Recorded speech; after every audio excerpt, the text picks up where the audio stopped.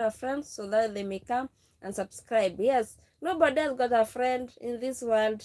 Never say that you have got a friend. No, that's the least word you can have in your vocabulary. Friend, no.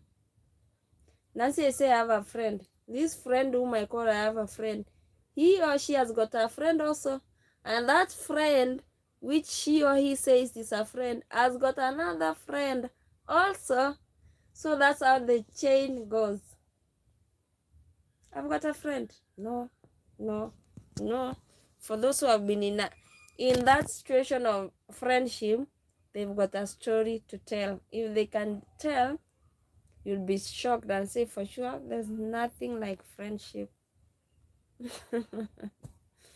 No, your friend, let friendship be you and your God. Let God be your friend.